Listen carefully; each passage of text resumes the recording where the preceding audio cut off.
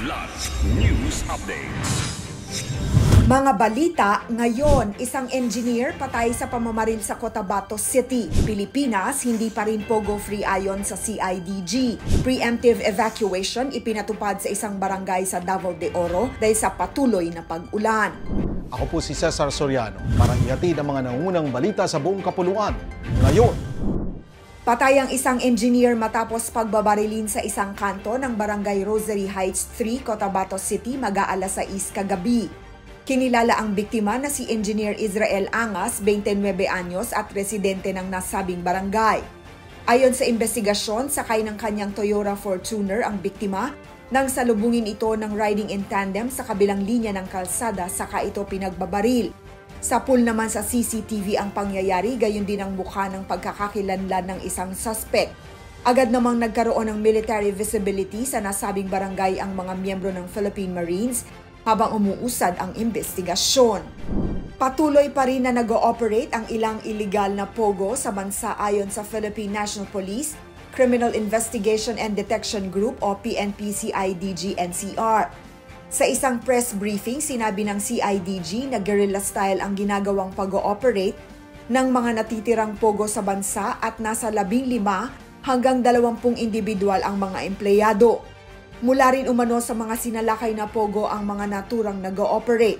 Dahil dito, bumuo ng isang team ang CIDG, katuwang ang Presidential Anti-Organized Crime Commission o PAOCC upang habulin at tuluyang wakasan ang pogo operations. Nakatuon ito sa surveillance, investigation at pag-aresto sa mga sangkot sa naturang iligal na aktibidad, pangunahin na sa Metro Manila.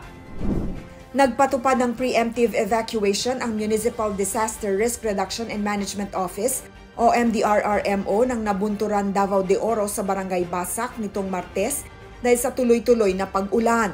Ayon sa mga otoridad, ang hakbang na ito ay upang matiyak ang kaligtasan ng mga residente sa harap ng banta ng mga posibleng pagbaha at landslide.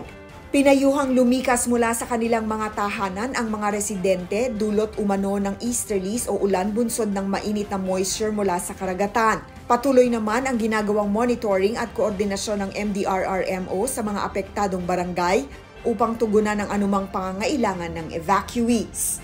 Para sa Kidlat News Channel, ako si Rosalyn Sinchonko, nag-uulat. In thy name. In thy name. In thy name. In thy name. In thy name. In thy name. In thy name. In thy name. Showing po ito on March 5. Nationwide po yan. See you. God bless po. Sana supportahan. Lord, conquer my fear, faith, and trust in you. Now sustain me to persevere.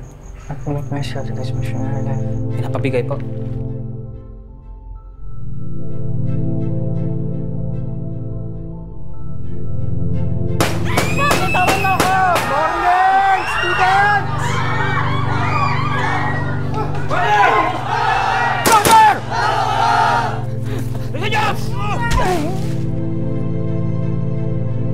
Nagdeklara ng giyera ang Abu Sayyaf. Hindi tayo hinto. We cannot lose any more personnel. Nawa kayo! Isip mo sarili mo. Sa ngalan ng Ama, Anak, ng Espiritu Santo.